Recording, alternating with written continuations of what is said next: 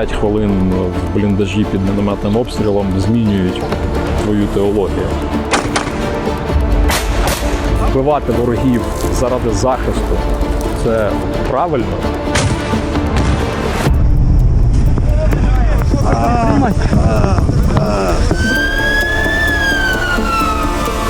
Я боюсь помирати, і мені соромно. Стоїть питання, а чи віруюча я людина тоді взагалі, якщо я боюсь помирати. Voilà, vous êtes venu présenter un documentaire sur un pasteur en Ukraine qui fait la guerre, au fond. Dites-nous quelques mots sur ce film, si le téléspectateur doit comprendre l'histoire de ce film. Il s'agit du film Under Pressure. C'est l'histoire de donc sous pression, un pasteur sous pression en Ukraine. C'est l'histoire de Baron, qui est donc pasteur d'une église évangélique en Ukraine et qui petit à petit, à partir de 2014 en fait, de l'invasion de la Crimée, prend conscience que sur le front il se passe des choses. Et au début, il va juste apporter des bottes, du matériel, pas des armes, mais du matériel pour soutenir les troupes et ses amis notamment qui sont partis sur le front. Et petit à petit, il comprend que le besoin et l'appel, son appel va au-delà. Et il devient infirmier, puis ambulancier, puis chef d'escouade. Et il s'engage de plus en plus et il prend les armes aussi. Et pour lui, c'est terrible en tant que pasteur, bien sûr, parce que lui, il a dit « tu ne tueras point », mais c'est aussi, et surtout même, le plus terrible, c'est dans sa foi, parce qu'en fait, il découvre la peur de mourir, il découvre la peur de tuer, la peur de voir des hommes, ses amis, mourir à côté de lui, la peur de gérer cet escadron, et il est pris dans un engrenage terrible. Tout ça avec des images très originales, au fond, des images de front, des images de téléphone portable. Donc on est vraiment au plus proche de cette vie, de cet escadron. C'est ça, le parti pris du filmage, de la façon de filmer, c'était d'être dans l'intime, dans le plus proche effectivement. Donc on a deux outils pour ça qui sont extraordinaires aujourd'hui, qui sont ce qu'on appelle les body cam, les caméras embarquées. On les voit dans plein d'émissions et là donc elles sont sur Baron, le soldat lui-même. Son vrai nom c'est Oleg, son vrai prénom. Et puis il y a aussi toutes les confessions intimes qu'il fait avec un genre de mode de journal de bord de son téléphone en fait, et où il prend lui-même des images de son ambulance, de ses soldats, etc. parfois. Dès le moment où vous prenez une arme, où vous vous entraînez au tir réel, il y aura toujours des questions.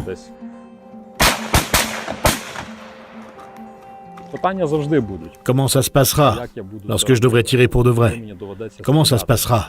Et comment je me sentirai après? Est-ce qu'il y aura une certaine euphorie ou au contraire il y aura des remords?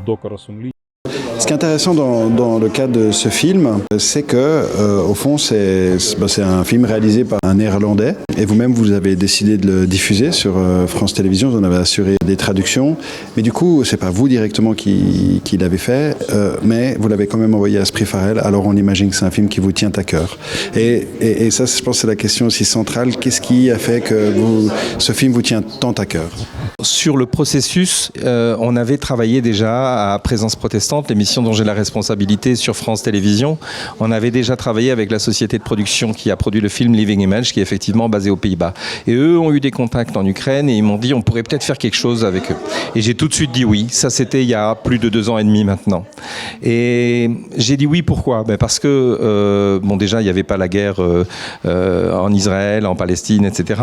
Mais j'aurais dit oui quand même parce que je pense que nous, et alors c'est sur Présence Protestante, donc c'est une case protestante, une case chrétienne.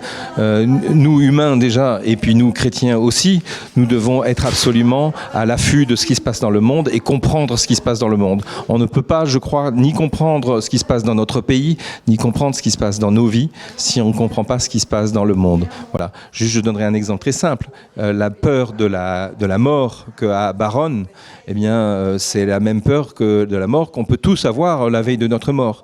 Donc, ce qu'ils vivent là en XXL, nous le vivons aussi. Et ça nous aide à réfléchir. Ça nous aide à penser aussi au conflit, à qu'est-ce que je dis, parce qu'on le voit dans le film, quand je suis en chair, en train de prêcher, qu'est-ce que je dis? Est-ce que ce que je dis, c'est vraiment ce que je suis prêt à vivre?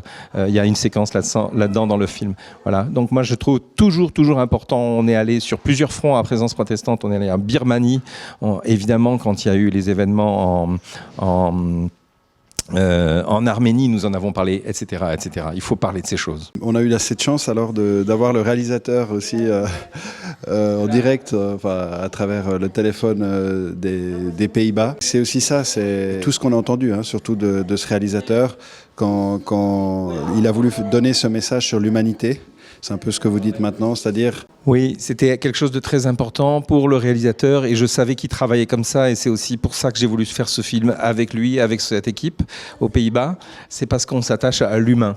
En fait, il a dit tout à l'heure dans les témoignages que souvent quand on parle de la guerre, on parle en chiffres, combien de morts, combien d'obus, etc.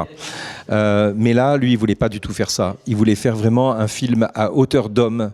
Et là-dessus, même, je l'ai encouragé. Au début, il y avait beaucoup de personnes différentes. Je lui ai dit non, concentre-toi sur quelques personnages. Et donc, il a choisi de se concentrer essentiellement sur ce pasteur devenu soldat.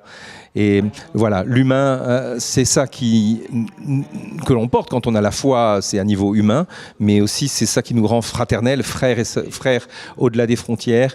C'est pas vis-à-vis des Russes, il n'y a pas de haine vis-à-vis de qui que ce soit, c'est pas l'enjeu du tout du film. L'enjeu du film, c'est de comprendre ce qui se passe au niveau humain quand on est dans le broyé par la guerre. Il y a un aspect quand même très dur qui a été abordé aussi par le réalisateur et qui a été entendu par le réalisateur de la bouche de ce pasteur ukrainien, Baron, c'est que aujourd'hui l'espoir a quasi disparu complètement pour les Ukrainiens. Même le fait de gagner cette guerre, ça ressort de plus en plus. Votre réaction ? Le réalisateur Ruben Josh a parlé de la perte d'espoir qu'il y avait actuellement dans ses troupes, dans ses soldats, dans ce peuple ukrainien.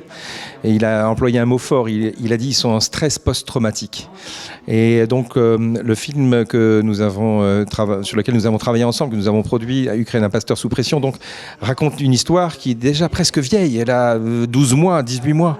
Et quand on va à la guerre tous les matins, quand tous les matins on dit à sa famille, à ceux qu'on aime, je vous verrai peut-être plus, et qu'on a peur de mourir, c'est très très dur et très fatigant nerveusement. Donc Baron, le personnage principal du documentaire, mais aussi Ruben et le peuple ukrainien en général est visiblement au bord de l'épuisement, dans une situation très très difficile actuellement. Et j'imagine qu'avec l'hiver c'est encore plus dur aussi.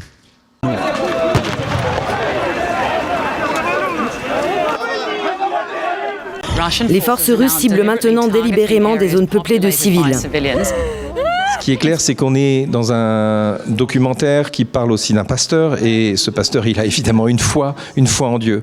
Et ça, il n'a pas perdu. C'est la seule chose même à laquelle il peut s'accrocher. C'est la seule chose qui lui reste, et c'est pas le réalisateur qui le dit, c'est le pasteur, c'est Oleg, alias Baron, qui le dit lui-même. Donc en fait, dans tout ce désespoir, cette boue, cette grisaille, cette ambiance très sombre de la guerre en Ukraine, ce pasteur, évidemment, mais c'est peut-être valable pour d'autres, s'accroche à sa foi. Et d'ailleurs, il y a une phrase qui est très forte à un moment, il dit votre théologie change vite sous les tirs de mortier. Et, ou une autre phrase, il n'y a pas d'agnostic ou il n'y a pas d'athée dans les tranchées. C'est pas tout à fait ça, mais ça veut dire ça. Donc voilà, la seule chose qui leur reste, c'est la foi. La foi pour Oleg, c'est une foi en Dieu, c'est une foi en Christ, c'est une foi dans le Dieu de la Bible, et c'est vraiment à ça qu'il s'accroche. C'est ça qui le fait tenir.